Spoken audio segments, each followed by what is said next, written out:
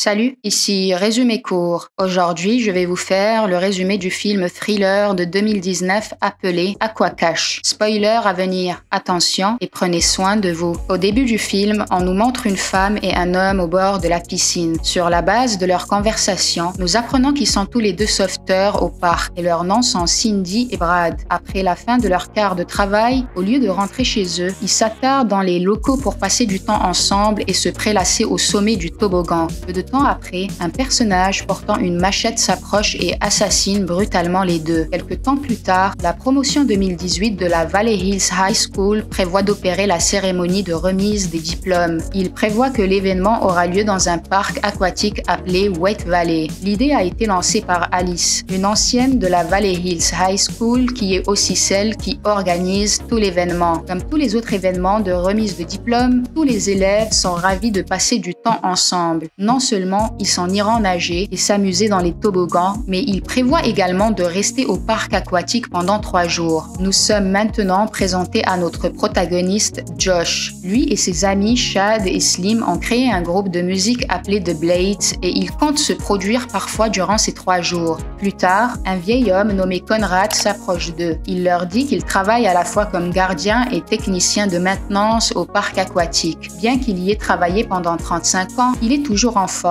Plusieurs heures plus tard, Josh, qui est en train de s'entraîner avec ses amis, tombe sur Kim, qui est apparemment l'ex de Josh et qui travaille maintenant comme sauveteuse. La petite conversation partagée entre Josh et Kim semble rendre jaloux le petit ami actuel de Kim, Tommy. Il est assez logique qu'il se sente ainsi étant donné la façon dont sa petite amie a approché son ex. Dans la scène suivante, nous sommes présentés à Michael qui reçoit un appel de son fils, Josh, le protagoniste. Pendant l'appel, Josh demande délibérément à son père de venir au parc aquatique pour le regarder jouer. Nous sommes ensuite présentés à l'une des responsables du parc, Priscilla. Elle a été diplômée en 1992 au lycée Valley Hills. Slim raconte avoir entendu une rumeur circuler parmi les étudiants à propos de Priscilla, choisissant soi-disant un diplômé avec qui avoir des relations sexuelles chaque année. Le reste de la classe profite de l'attraction principale du parc aquatique, qui est un ensemble de tunnels de toboggan hauts et lents. Tout va bien jusqu'à présent et rien ne sort de l'ordinaire. Au moins jusqu'à ce que plusieurs adolescents décident de descendre le toboggan avec une bouteille d'alcool à la main. L'incident incite Paul, le propriétaire de Wet Valley, à agir et Conrad, le gardien, débarrasse la piscine des morceaux de verre et du sang. Dans l'après-midi, Kim et Tommy arrivent par hasard près de Josh qui traîne avec Chad et Slim. Les amis de Josh appellent Tommy pour lui demander de les aider à installer une rallonge. Pendant que Tommy s'affaire à installer les câbles des haut-parleurs et du microphone, Josh saisit l'opportunité d'être seul avec Kim un peu plus loin. Seul et à l'insu de Tommy, Kim et Josh commencent à se séduire mutuellement. Pendant ce temps, le père de Josh dîne avec Priscilla. Au début, on les montre en train de converser, mais nous ne sommes pas en mesure d'entendre ce qu'ils disent au début. Sur la base de leur conversation, nous apprenons que Priscilla est l'épouse de Paul, le propriétaire de Wet Valley, tandis que le père de Josh, Michael, est connu comme étant un homme riche dans la région. Pendant le dîner, Michael dit que Paul ne se rend pas compte à quel point la personne assise en face de lui est splendide.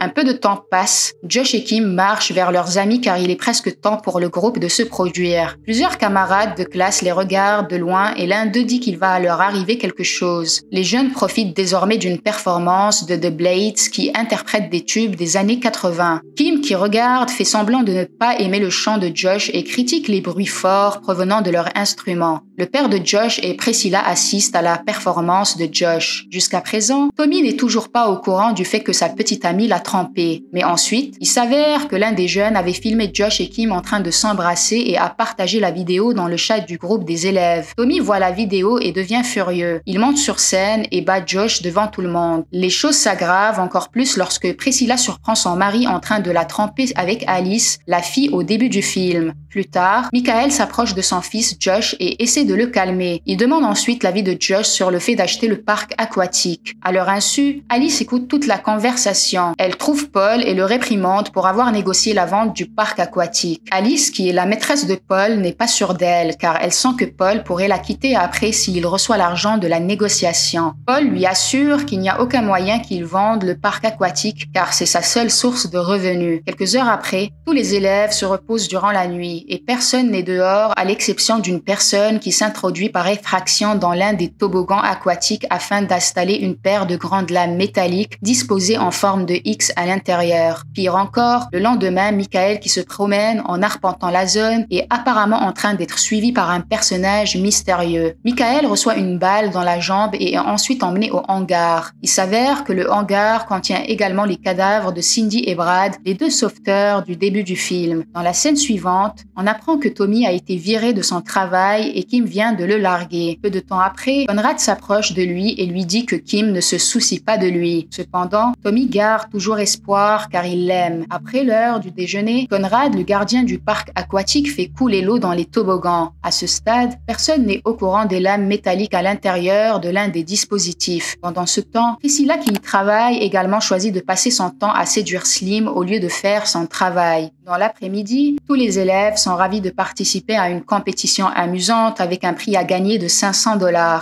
Ils seront divisés en équipes et concourront pour être les plus rapides à glisser dans les toboggans. Naturellement, Josh fait équipe avec Chad et Slim. Cependant, Slim est toujours introuvable. Il voit à la place Tommy qui vient soudainement vers eux. Bien qu'il ait été licencié de son travail, Tommy leur dit qu'il ne vient plus en tant qu'employé mais en tant que visiteur et il participe également au concours. Le reste des jeunes ne semble pas trop aimer l'idée et ne le laisse pas les rejoindre. Alors que Slim n'est toujours pas en vue, Josh et Chad décident de demander à Kim de faire équipe avec eux. Peu de temps après, Tommy, qui n'avait rien de mieux à faire que de rester debout, remarque que quelque chose ne va pas. Il remarque une traînée d'eau qui s'écoule de l'un des toboggans. Il trouve également un morceau suspect provenant du toboggan, ce qui signifie que quelqu'un a percé des trous dans le toboggan. Alors que tous les jeunes font la queue pour se rendre en haut du toboggan, Conrad se détend au bord de la piscine en attendant le début de la compétition. Pendant ce temps, Tommy, qui est maintenant convaincu que l'un des toboggans a été trafiqué, tente de décourager tout le monde de descendre des toboggans. Malheureusement, les jeunes s'en fichent. Ils l'éloignent car ils le considèrent comme fou compte tenu de ce qu'il a fait l'autre soir. Dans quelques minutes, le début de la compétition est sur le point d'être signalé par les organisateurs de l'événement et les gardiens de la piscine. Pour s'assurer que tout se passe bien, Priscilla communique avec Conrad qui surveille la partie en contrebas. Bien sûr, aucun des deux n'est au courant des lames installées à l'intérieur de l'un des toboggans. Tommy est implacable. Il essaie toujours d'informer Paul et Priscilla que tout le monde est en danger.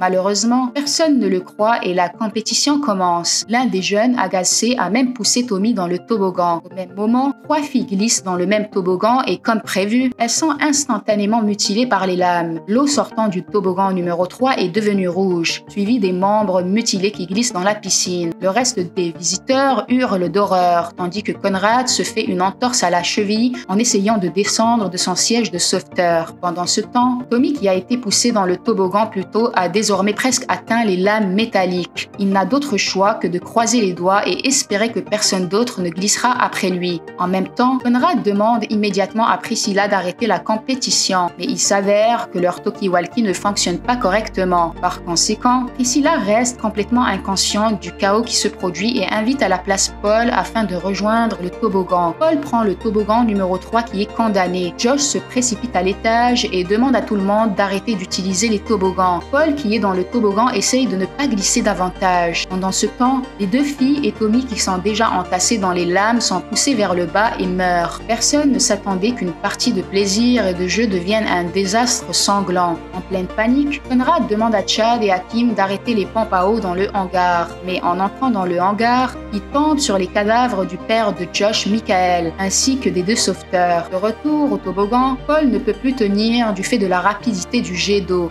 Il glisse vers le bas et également victime des horribles lames. Suite au massacre, Josh est informé par un avocat que son père ne lui a pas laissé d'héritage. Cependant, une chose que son père n'a pas encore finalisée est l'achat du parc aquatique Wet Valley qu'il avait prévu de démolir pour faire place à un complexe commercial de 20 millions de dollars. Puisque Paul, le propriétaire, est également décédé dans l'incident, cela fait de Priscilla l'unique bénéficiaire de l'argent provenant de la transaction. Le film se termine alors que Priscilla sourit, suivi de ses souvenirs montrant que son père père est décédé dans ce même parc il y a des années. Personne n'a pris la peine de l'aider. Elle a été témoin de tout alors qu'elle était encore petite. Et nous pouvons conclure que la coupable derrière toute la tragédie est Priscilla. Elle a probablement concocté un plan élaboré, certainement comme une forme de vengeance et pour empocher un héritage. Abonnez-vous pour plus de vidéos comme celle-ci. Activez la notification et laissez un j'aime pour soutenir la chaîne. Merci d'avoir regardé.